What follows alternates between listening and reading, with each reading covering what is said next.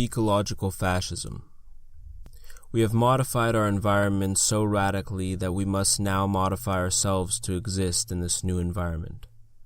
Norbert Wiener, The Human Use of Human Beings, 1954.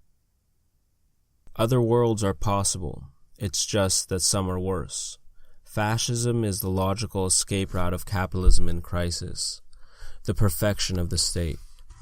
The cycle of crisis leading to fascism is as follows. The internal dynamics of capitalism, based on selfish interest and profit, cannot lead to an overcoming of the crisis of overaccumulation. Only a massive revolution in the mode of production and social relationships points a way out.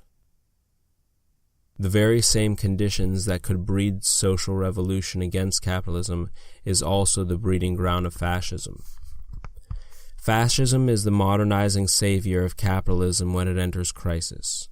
Do not forget that it was Hitler who built the highways, the factories, and even normalized the alphabet when the late-forming German nation-state was lagging behind the rest of Europe in terms of modernization.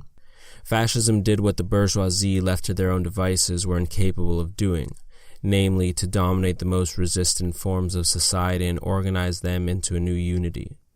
Like politicians today, fascists cynically promise everything to everyone, even if it entails contradictions, and so actually resonate with people, but direct them in the long-term interests of capitalism.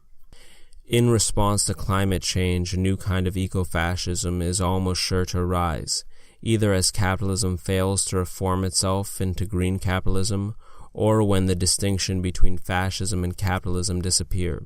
Right-wing zealots have a moment of truth when they declare that they don't like the new green government that will prevent them from burning fires in their own backyard. Given that carbon markets are only going to increase carbon emissions, the purported solution to climate change in the form of strict carbon emission reductions would require nothing less than an authoritarian state with control over every facet of life. In the name of saving the planet, we will submit ourselves to join the new collectivity of the state in the form of ecofascism. Ecofascism is only the possibility of a movement to come, so we can offer only a sketch of its seeds in the present rather than a perfect description. Still, the signs are hard to ignore. George Monbiot, an influential British journalist, told his devoted fans that to stop global warming we must riot for austerity. Never has the new form of ecofascism become more clear. Fascism is the copying of revolutionary organization to the counter-revolution, and ecofascism will be no exception. The transformation of fascism to National Socialism was an ideological operation. The National Socialists adopted the techniques of revolutionary communism, such as mass meetings, street fighting, and desire for collectivity. The methodology of communism was perverted away from its goals of a new international into the service of the people, the Volk, and the land. There is no reason to believe that ecofascism will be any different, although the sources of its new form of organizations will be anarchism, not communism. For a superficial example, notice that in Germany and Bulgaria the fascists have adopted in dress and even the tactics of the anarchist Black Bloc. However, a less superficial example is more important. Anarchist subcultures have been the vanguard of taking full responsibility of personal consumption, of punishing themselves for drinking cola, eating meat, using the wrong words. It is then no wonder that some of the anarchist subcultures were the first to fall victim to the spectacle of self-management in the name of saving the environment. The individualist moralism of anarchism can easily be transformed into ecofascism. These methods of self-control, now strictly enforced as austerity measures, will become the first phase of ecofascism, and this moralism will justify any repression against social revolution. The marking of those who consume products not expensive enough to be certified as sustainable, those who don't truly believe, those who overspend carbon credits, those who defy forced austerity measures, combined with spying on neighbors, militarized borders, camps for climate refugees. This is the nightmare of the beginnings of ecofascism. Monbiot and the rest of the planetary bourgeoisie in their pleasant eco-villages should give each other a toast over organic wine grown in Cornwall, as none of this will disturb their ever-so-perfect green zone. Their recuperation of anarchism is almost too perfect. Capitalism fragments our lives into a million little pieces, and fascism offers to reassemble them into a new kind of collectivity. Fascism offers to let us abolish ourselves as individuals in order for the supposed greater good of the species, the group, the nation, yet in reality it only enslaves us to the domination of a small clique, a leader, a prophet. Given the widespread fear that any crisis causes, fascism takes advantage of people's desire to survive by offering to dominate them to assure their survival. How is it that we desire our own domination? Fear and the attraction to power. There is something strangely comforting and even erotic in the submission of oneself to a collectivity. Unlike anarchism, instead of creating collectivities based on free association and mutual aid that begin with the relationship between individuals, fascism creates this new collective form of life based on the abstract domination of a single individual. Thus the propensity of fascism for figures like Hitler and Mussolini. Unwilling to change the fundamental social relationships of domination, fascism blames concrete groups of individuals. So the fascists personify capitalism in particular individuals or ethnic groups, with the conspiracy theory of the Jewish bankers being the ideal template, and eco-fascists will apply this personification against those that violate austerity measures. Unfortunately, with the total collapse of our social life at the hands of the spectacle, this picture thinking is all too easy to understand. In this new era of dwindling natural resources, immigrants are likely to be the first to suffer. To the surprise of many, the beating heart of fascism has always been ecology. The dream of a green and fecund agrarian world, a dream foolishly thrown out by communism and kept alive by anarchism, is given as the connection between blood and soil. It fulfills the need for an ahistorical and transcendental essence upon which the abstract unity of ecofascism can be built, namely the relationship between people and the land. Ecology as a science was defined by its founder, the biologist Ernst Haeckel, as the total science of the connections of the organism to the surrounding external world.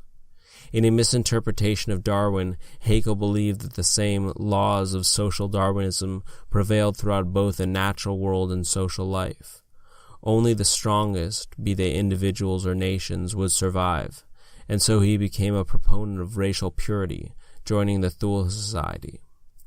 From the doctrines of the Thule Society, Hitler formed the foundation of an ideology for National Socialism, so that Nazism was to be a politically applied biology to return humanity into harmony with the environment. By opposing a pure ecological ideal to the metropolitan enemy of capital, classically fascists were the first who effectively merged ecology and politics. The relationship between the people and the land must be cleansed and renewed, and in this context, cleaning means the murder of those outside the fascist collectivity. This would fit all too easily into the border regimes being put into place across the world. Yet even more disturbing future scenarios are being dreamt up today by the likes of Carlo Lincola, who, speaking against free market capitalism and unlimited growth in his awkward award-winning book, Can Life Prevail, believes that to survive the bio-crisis, humanity must be forced from the city and into agricultural production. Trees must be planted, all airplanes grounded, construction stopped. While these may not seem to be such terrible demands, Lincola adds that children who are deemed unfit should be killed.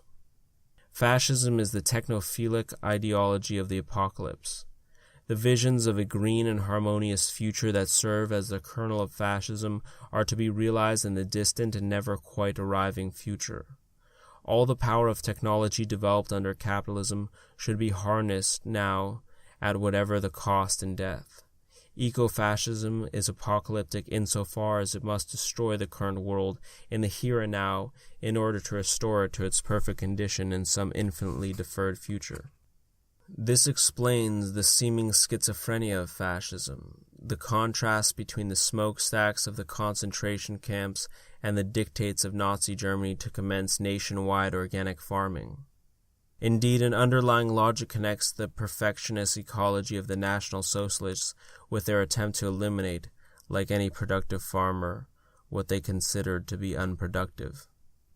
As the apocalypse is in the future, all manner of techniques can be deployed today to bring about the 1,000-year reign of the new heaven on the new earth. Unlike those purists, for which the ends and means must be compatible, eco-fascists are more than happy to employ a mass-based movement and high technology to realize their state of primordial green virtue. In the era of global climate change, this combination will be ever more tempting, as eco-fascists will also play to the technophilia of capitalism, since eco-fascism will be more than willing to use whatever technology can be used to preserve survival of the land and the people. More than traditional capitalism, eco-fascism will be able to put forward an alternative to capitalism that connects personal survival to the promise of a restored ecosystem due to technology. The coming fascism will not be one that we necessarily recognize and will not even necessarily be nationalist. There is a common misunderstanding of fascism, namely that somehow fascism is only about the purification of races and nations. The murder of the foreign element of the unintegrated Roma fits the mold of classical racism all too well, but something more happened with the destruction even of the completely integrated 6 million European Jews in the Holocaust. Fascism as an extreme case of racism or nationalism is a myth, and the reality is much more complicated. The selection of Jews and Roma for extermination was only the beginning, including the selection of communists, anarchists, queers, the disabled, prisoners of war, the victims of the Holocaust more than double. The true nature of fascism is then revealed by the final law that Hitler passed on the 1st of January of 1945, but never implemented. In this law, the selection begun by the Holocaust was never to end. Next, the weak, the morally dissolute, those insufficiently part of the fascist society, all were to be killed. This selection would include anyone whose behavior was less than perfectly aligned with the envisioned perfect fascist society, and this selection was to take place infinitely and more stringently in the future. Those foreign to the community were those who have been unable to show personality and lifestyle, especially because of an exceptional defeat of reason or character, that meet with the minimum requirements of the national community, including those who, from idleness or debauchery, lead a worthless, uneconomical, or disorderly life, and thus another of the public burden or risk, or have an inclination to beg, to loafing, thefts, fraud, or other non-serious offenses, and especially those who, from intolerance or belligerence, persistently disturb the peace of the public. In other words, the Holocaust merely spreads, and anyone who doesn't fit into the ecological fantasy must be eliminated. The parallel to the fate of the excluded under a regime of climate politics could not be more obvious. The first step of this fascist program is to record everything. That which the state cannot locate, cannot join its perfect community, or must be killed for being outside of it. The origin of this peculiar madness may lie in the idea of the Book of Judgment, in which the sins of every person are recorded to determine their destiny after the apocalypse. When this vision materialized, as the aptly named Doomsday Book in medieval England, it is no wonder that the peasantry believed that its completion would herald the Doomsday itself. The latter-day descendants of the Doomsday Book are the vast computerized databases of today, and it is forgotten that the Nazi dictatorship started the stock-taking of individuals to be eliminated with the construction giant files. That the state should soon be able to measure the ecological virtue of its citizens may only be a step toward the dark side of a regime of generalized self-management, in which everyone is expected to either become pure and model citizen or die trying. For those with long memories, it is not without a sense of disturbance that one hears the green capitalists talking about increasing punishing those who emit more carbon than is allowed. The logic of fascism is the logic of the perfection of the human in a harmonious and ecological community. The coming ecofascism will represent the completion of the project that the fascists failed to complete, the rebuilding of human in the interests of capital by the unholy marriage of ecology and cybernetics.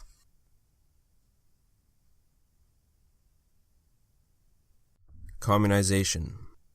The Hasidim tell a story about the world to come that says everything there will be just as it is here. Just as our room is now, so it will be in the world to come. Where our baby sleeps now, there too it will sleep in the other world. And the clothes we wear in this world, those too we will wear there. Everything will be as it is just now, just a little different. Walter Benjamin. The coming of a new form of life is imagined to be an apocalyptic event to those who desire the continuation of capitalism. It is the image of the apocalypse that holds us back from the obvious. The only way to overcome climate change is not zero-carbon towns, not green technology, not sustainable development, not carbon trading, not ecofascism, but another form of life. A social revolution is precisely the reverse of the apocalypse. For in the creation of a new form of life is the possibility of the survival in the most adverse of conditions. A form of life is the totality of how life relates to the world, the unaccountable concrete adaptations to a world that allow a form of life to reproduce.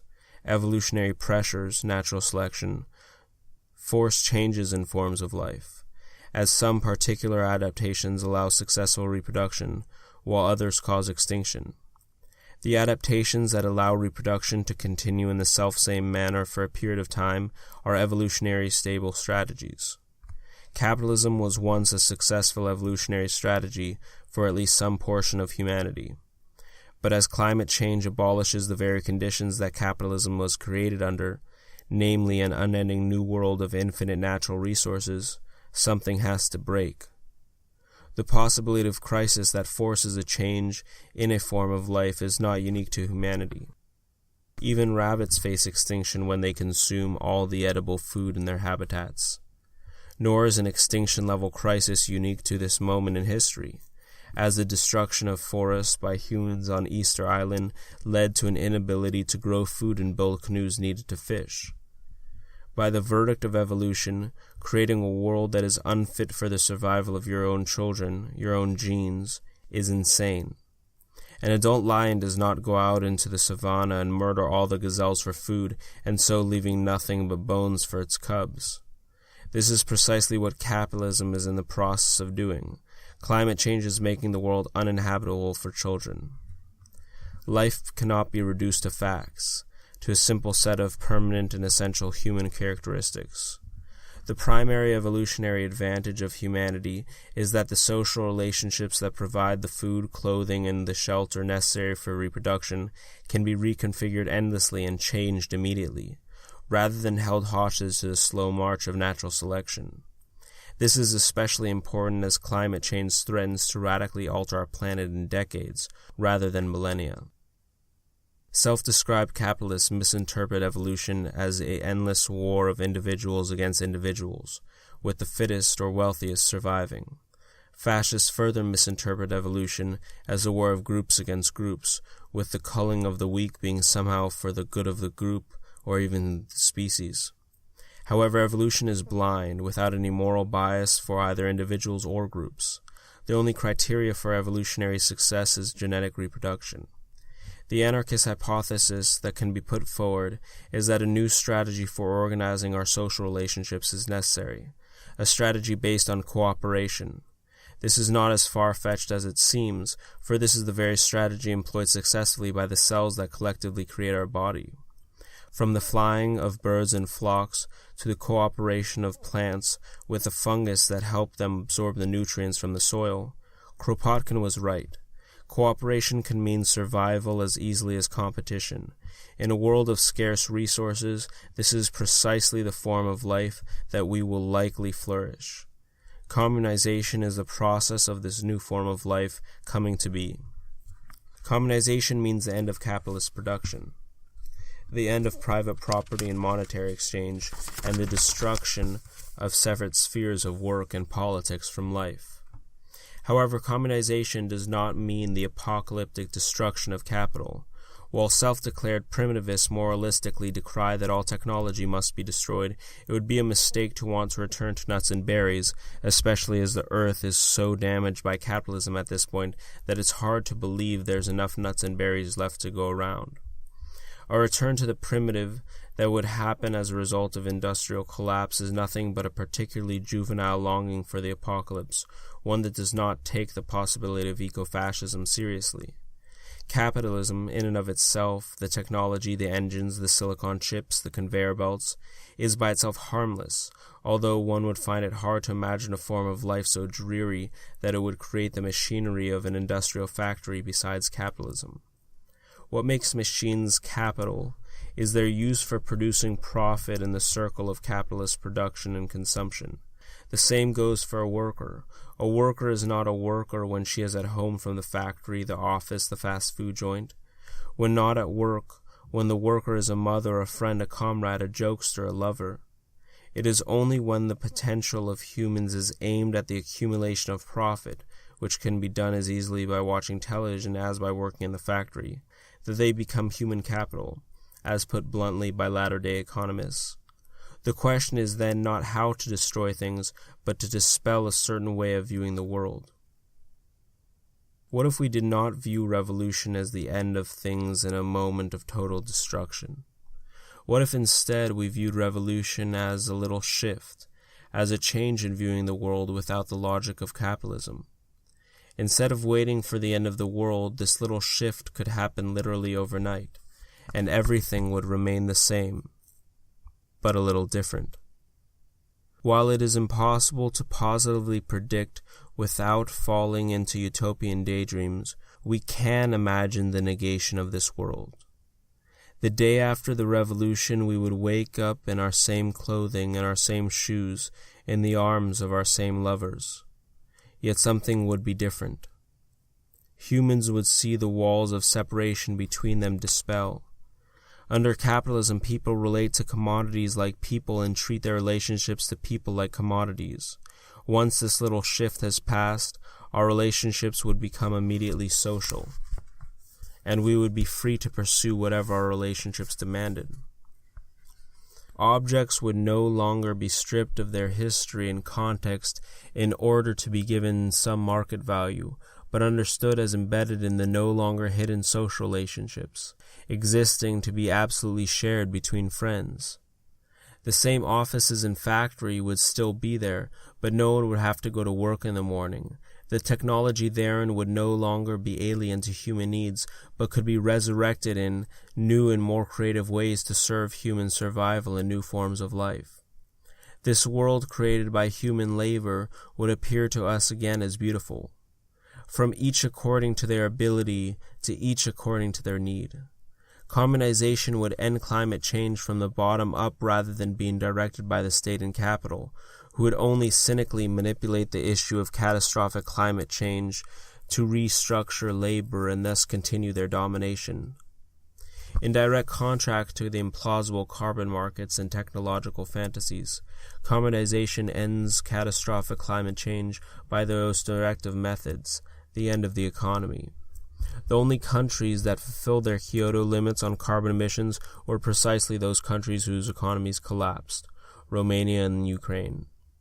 The key difference is that communization collapses the capitalist economy on purpose by humanity itself, a controlled demolition that maximizes the survival of those excluded by capitalism and the manifold non-human forms of life. What appears to be only a little shift would be the difference between the survival of our world and the certainty of its destruction by excessive work. Capitalism is only the latest incarnation of a more fundamental framing of the world that far predates capitalism. The alienation of humanity from the commodities we create is only symptomatic of the larger alienation of humanity from our planet. It is this very separation that allows us to conceive of our planet as an environment full of natural resources, with other species that can be destroyed on a whim.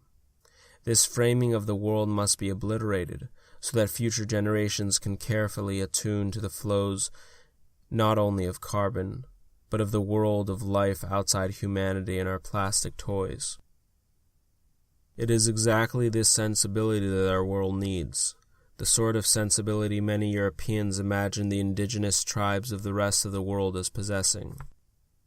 Although remember that the barbarians of Europe were at one point indigenous before becoming Europeans, able to prognosticate from movement of clouds and slight shifts in temperature the coming weather, able to determine the health of the soil by feeling it for worms.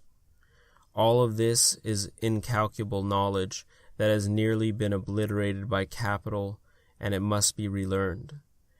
Techniques like permaculture and biomediation, pioneered only for the planetary bourgeoisie, could be applied for the good of all.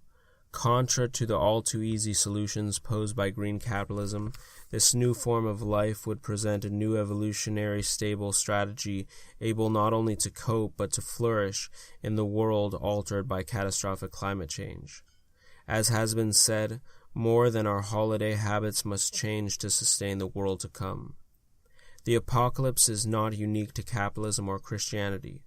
Marx in his most dreary moments gave us only a secular language for the apocalypse, holding off the revolution until the right time. There was always something of a prophet about Marx, and his beard does not help to dispel the suspicions. The communism of Marx was always infinitely deferred, justifying the horrors of the Gulag, the blood-stained Chinese factories, and the ruins of Eastern Europe. And so the possibility of a new form of life became itself thought of as impossible, a mere sociopathic ideology. We are against communism as a political ideology, and for the immediacy of communization our lives at this moment. Far from the distant future apocalyptic revolution, communization begins whenever humans socialize material conditions. This goes beyond such consciously explicit anti-capitalist projects like temporary autonomous zones, but into much of everyday life. When you give of yourself selflessly, share food with friends, nurture a child, lose yourself in a lover, face the risk of an arrest or death in defense of your home, and even present all of yourself to another in conversation, without a doubt the majority of human life is real existing communication. It is precisely this everyday solidarity that allows the poor to survive on as little as $1 a day, a test that would appear logically impossible if the survival of the poor were not so empirically self-evident. Communization takes this material solidarity and propels it as a new evolutionary strategy for the planet, based on the demand for the release of possibilities to form collectivities based on our common desire to survive. Far from the forced collectivizations of the Soviet Union or even the social factory of capitalism, where we are forced to circulate constantly from job to job and to work with all sorts of people with whom we would never otherwise associate, communization is based on ancient anarchist principles of free association and mutual aid. Therefore, communization would also be the right to withdraw from this circulation depending on your mood and circumstance, while there simultaneously being at any time the possibility to increase your intensity by combining with others. By brushing aside the mediation of capital and state, self-organized forms of life can emerge that are attuned to their world and so can solve its actual evolutionary problems. Even if communization begins in everyday life on the margins of capital, to succeed, communization must become an explicitly international revolutionary project within and against the totality of capital. That this should happen immediately is our evolutionary imperative. For with every passing moment, further irrevocable damage is done by capital that will make the task of future generations even more difficult. It would be a tragedy on the level of the species if we began to communize, but the process started too late to halt a tipping point in catastrophic climate change. We must tolerate no feeble half measures. Unless communization causes an explicit revolution, communization itself reaches a limit and loses its revolutionary momentum, fossilizing into some sort of social democracy or eco-fascism after a momentary breaking out of revolutionary fervor. which would have the same deadly result as the continuation of the capitalist present. Thus the paradox is that communization must begin now, under the most local of conditions, with none other than our very own activity, and yet it can only succeed ultimately by forcing the totality of capitalism to crumble, so that the tremendous task of a revolution in our social relationship takes place not on a level of spectacular illusion, but in material reality. Only a social revolution will successfully steer us through an era where we must confront a species-level crisis on a global scale. We as a species now have our back against the wall due to a catastrophic climate change. Compared to eco-fascism and green capitalism, communization is the least bloody of paths to bring an end to the situation. Despite the anthropological evidence that humans live for millennia without capital or even states, some would say the project of communization is unrealistic and fantastical. Perhaps. The only philosophy which can be responsibly practiced in the face of despair is the attempt to contemplate all things as they would present themselves from the standpoint of revolution. Communization is the antidote to the apocalypse. The art of insurrection. The social revolution will not put up its sword before it has destroyed every state across the whole civilized world. Mikhail Bakunin, The Program of the Brotherhood, 1865. In order to prevent catastrophic climate change, the evolutionary imperative of our era is to destroy the state. The lie of capitalism, green or otherwise, has in the last determining instance of the sheer material force, the army, the police, the belief of the people, of the state. Nearly forgotten and long forbidden questions return unbidden to the table of history. The question of insurrection, the art of the destruction of the state. Insurrection is always an open question rather than a plan. When the question is answered, it is answered not in theory, but in the practice of those that take a self-conscious stand against the state itself. Insurrection is the answer to the anarchist hypothesis that we can live without the state. It was fashionable during the height of the neoliberal era to say that the state was irrelevant. Yet today to speak of a destroying capitalism without the destruction of the state is to speak only of fascism. During the financial crisis, the state's ability to create untold sums of money from nothingness has proved that, far from irrelevant, the state is the final guarantor of capitalism, the grand magician behind the curtain of value. While revolutionaries have endless pages of analysis of capitalism, on the more topical subject of the destruction of the state we barely know more than a few slogans. As was witnessed by the monstrosities of real existing socialism given by Lenin and Stalin, Marx fails completely to provide a theory of the destruction of the state. The central question of anarchism has never been answered satisfactorily: how to destroy the state. It is none other than this generation that must elaborate an answer if a new form of life is to arise that no longer needs a state. This is not an easy question to answer. The state seeks above all to preserve itself, even as forms of life like capitalism come and go. There is without a doubt something timeless about the state. The statues of the Greek gods, Latin engravings, and imperious towers. All nation-states, from the United States to Denmark, act as if they were new images of Rome, and their decor reveals their terrible continuity. Therein lies the key to the mystique of the state. If the key to capital is the flow of commodities, the key to the state is the flow of belief. The state is a massive machine based on the belief of its own necessity. The greatest hypnotist in whose presence almost all fail to act on their own self-interest. Take, for example, policemen. While the politicians are usually incredibly wealthy individuals who move from a role within the corporation to the state with ease, are not policemen often children of the poor, acting against their own class interest? What massive ideological brainwashing goes on that makes the police, the secret services, the bureaucrats, and every other human appendage of the state machine operate against their own interests and even the survival of the planet? Even revolutionaries will rally around the state in a period of crisis. Take an example that is only superficially different from that of the police. Monbiot and a million other activists and NGO plea for us to return to the waiting arms of the state, claiming that only the state can save us from catastrophic climate change. The same Tin Man, which upholds the entire social order that created climate change, will have a change of heart. It's more sad than returning to an abusive lover. Monbiot and other liberals ask us to ignore the obvious. The conditions for a new era of insurrections have never been better.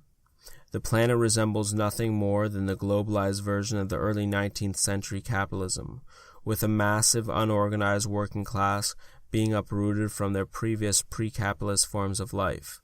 But the difference being this time it is the end of capitalism rather than the beginning.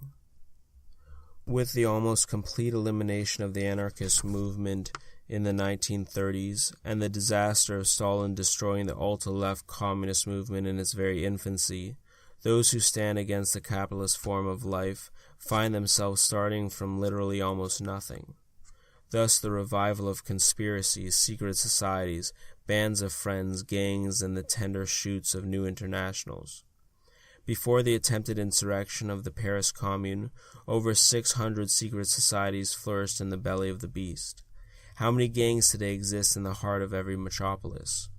One does not need guns and violence for insurrection to begin, although one would be foolish to believe that any insurrection will happen without violence. A certain comfort with violence is necessary.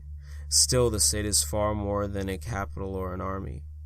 The path of militarism is a game which is manifestly impossible to beat the state. A revival of the armed struggle must be avoided at all costs, as a direct attack on institutions like the state is no longer necessary. In a world in which power has become decentralized, it is necessary to block the flows indirectly.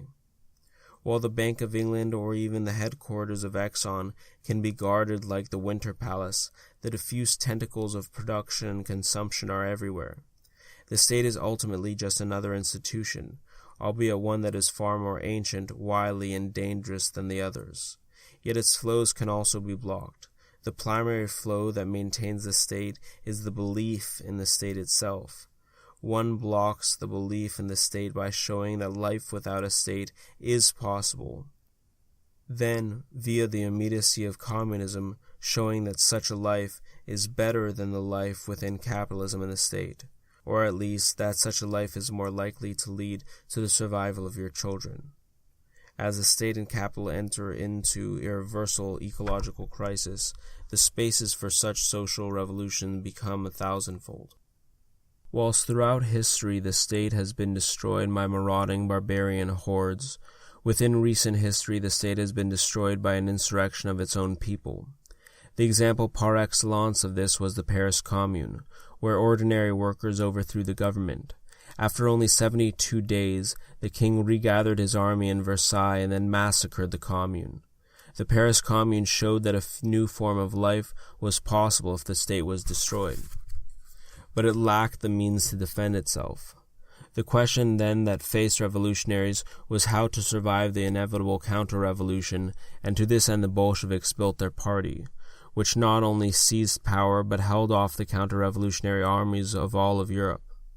However, the Revolutionary Party erected only a new state, rather than destroying the state itself, and eventually turned its weapons against the most committed of the revolutionaries, as Kronstadt, and then countless others. Only an academic would wonder why no one believes the communist hypothesis today. The lesson of the Russian Revolution is all too clear. What is needed is not only the destruction of the state, but a revolution in our social relationships. Previous theorists assume that this happens after the revolutionary destruction of the state apparatus. Glimpses of this new form of life return again and again, from Paris in 1968 to Oaxaca in 2006, from Italy in 1977 to Greece in 2008. The question of insurrection becomes double. Not only how to destroy the state, but how to prevent its return. The answer to this question is to create a new social relationship at the same time as the insurrection, via the concrete practice of communization, This is our position within social war. While this position begins as a little shift, it must mature into a practice for the survival and self-defense of the working class and the excluded. The question of survival develops as the intensities of the blockades grow and capital and the state enter into further crisis. After all, to shut down the flow of carbon at this stage would mean to halt electricity for the world, and so would doom many to premature death. With every flow blocked by insurrection, in order for the victory not to be used for the counter-revolution, the space that opens must be immediately communized or destroyed.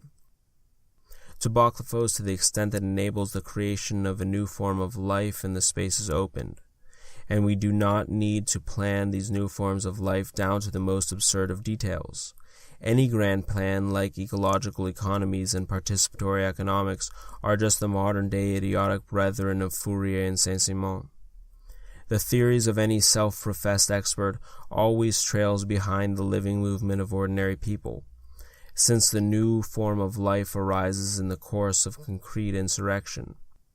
The word communism and communization both come from the Paris Commune, where the ordinary workers and unemployed showed that they could, against the bets of revolutionary astrologists like Marx, begin a new form of life, turning churches into universities, seizing food, arming themselves, organizing assemblies. What is the equivalent today? From the communal kitchens to squats, and even self-organized hospitals, we can catch glimpses of communization in contemporary anarchist projects. However, we can learn more about the possibilities and sheer scale of communization if we look outside of self-identified anarchists to the wider world of the working class and excluded. Everywhere, even the most inhospitable climates, people have managed to find or grow food successfully. From massive shanty towns to so-called failed states, and what is a state of success, the poor of the world have a million examples if only we open our eyes. The ride of the Black Bloc is the perfect example of the dialectic between communization and the insurrection in action. In the moment of insurrection, things that were given a market value are immediately reappropriated and used. The food in the shopping market becomes free. The glass that separates us from the commodities we desire is broken. All that which was once considered foreign and alien, the debris of construction and dumpsters, suddenly comes back to life as barricades, appropriated to fulfill the very real need for self-defense. No one is afraid except the cops and perhaps standard-bys who fail to join or understand. Ideally, everything that is attacked is precisely those institutions that no one needs. Banks and finance capital, corporate and high street shops full of overpriced clothing and jewelry, fast food joints selling poison masquerading as food. The world is better off with these institutions in ashes. The act of expropriation is present in the moment of insurrection. Everything that we cannot steal we will burn. After we have burned everything we could not steal, we are free to pursue the survival of our species, with all of the immense knowledge, technology, and power of humanity at our collective disposal to ensure our survival.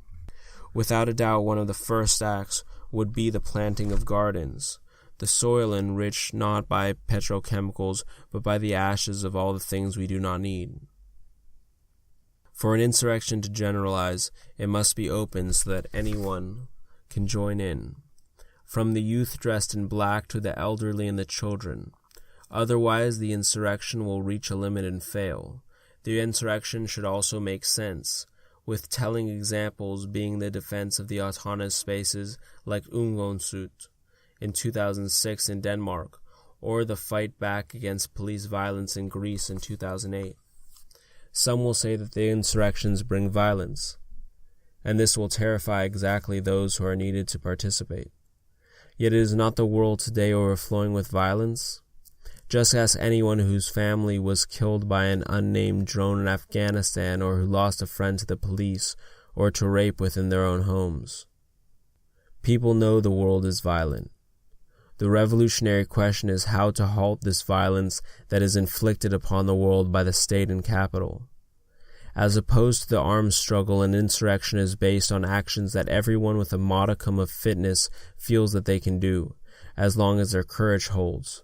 storming offices, throwing tear gas canister back at police, mass seizures of food and other supplies from capitalism, building barricades.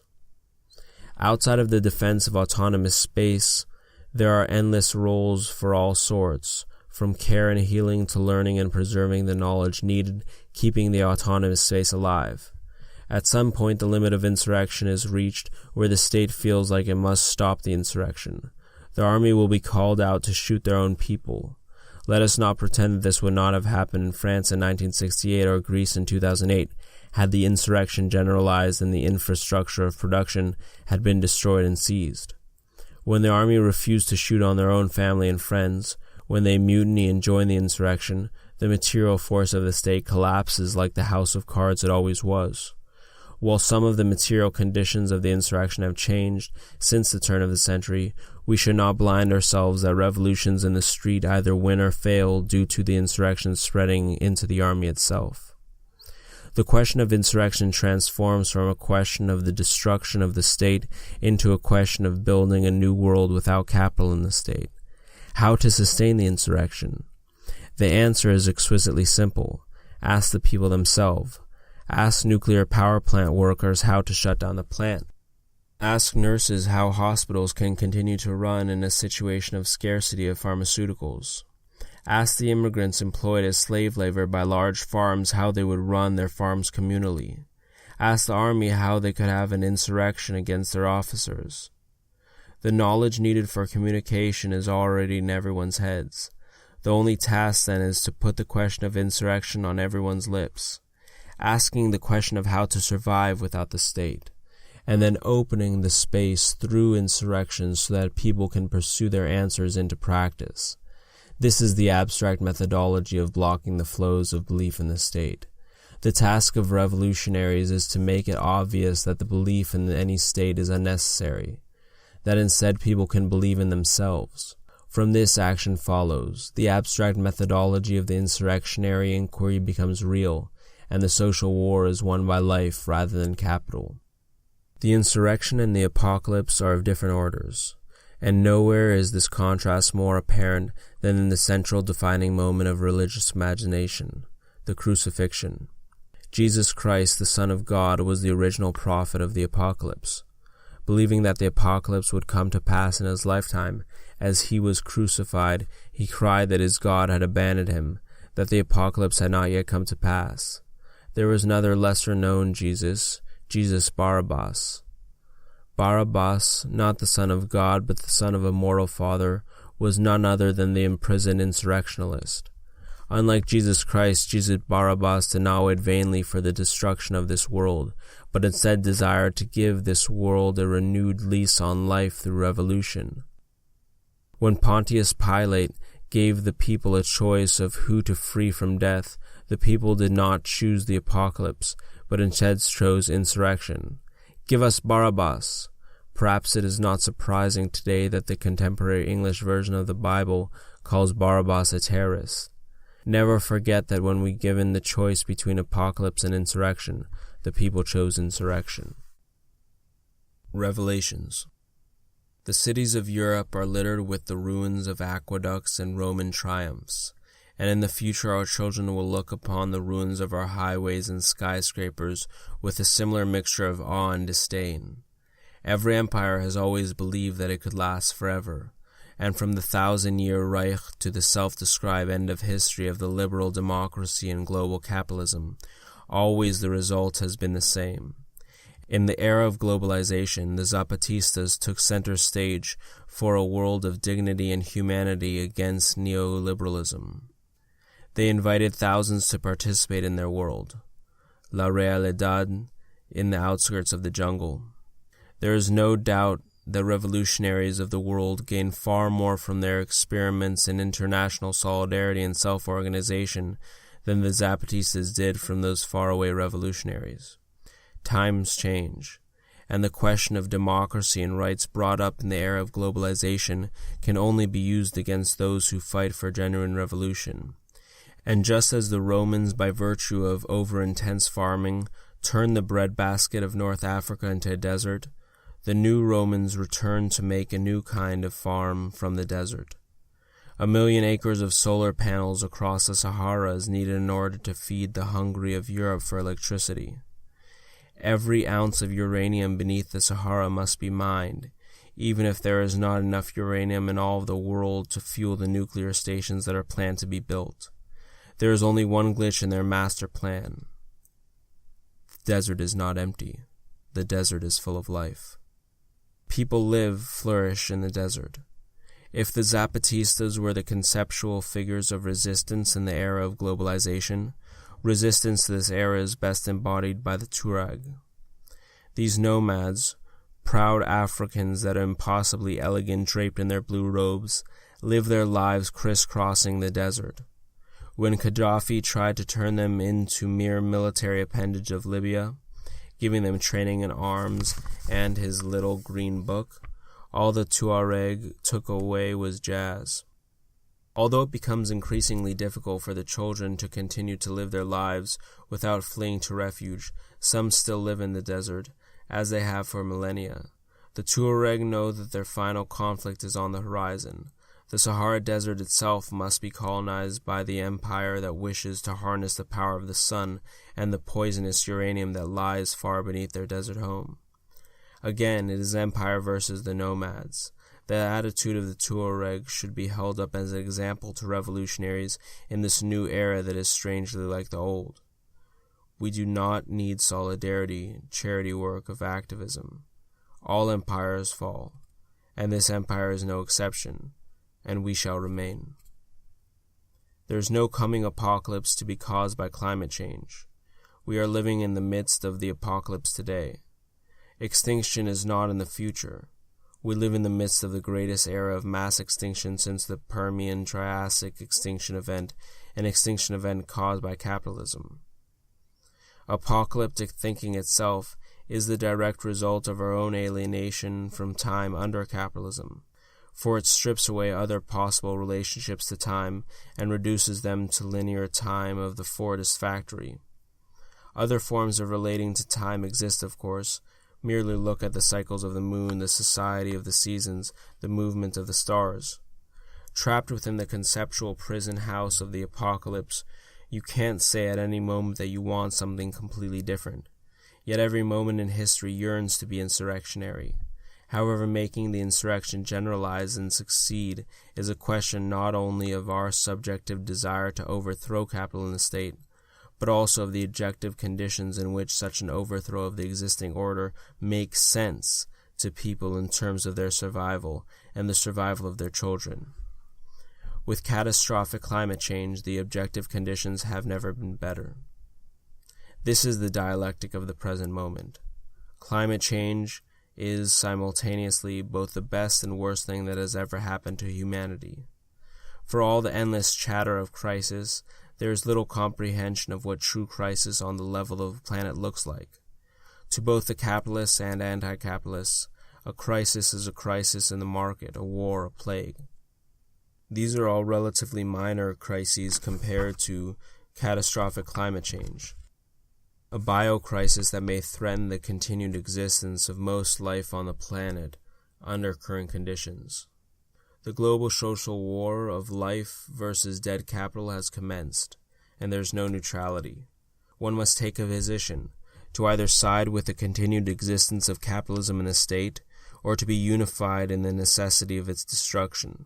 The apocalypse is only the religious grasping of the very real possibility of social revolution, in a world that has lost the very language to express revolution, a genuine if contorted reflection of the evolutionary necessity for insurrection. There is a secret meaning to the apocalypse. It is not the end of time, but the end of this particular time. Not the end of the world, but the end of this particular world. In other words, the end of capital and the state. By projecting the apocalypse into the future, all human agency in the present becomes frozen and lost. Yet this entire understanding of time as a coming apocalypse is a mere fantastic invention. With a little shift, agency returns to the present. History is redeemed. The peasant revolts, the Paris Commune, the Spanish Civil War, Kronstadt, the Seminoles, the Panthers, Autonomia. The anti-globalization movement suddenly transformed from a litany of failures to past moments that were building precisely to this present moment. The future transforms from a bleak nothingness to one rich in possibility, where any moment can open the door to insurrection. In the present, every breath is infused with a new kind of intensity. A certain quickening of the blood that was long thought disappeared from humanity returns. A clarity of purpose that is available only to those whose life is given not to waiting for the apocalypse, but to the survival of life. Far more important than the theoretical possibility of revolution, revolutionaries appear, as does the kind of redemption that lies not in the future, but in the here and now.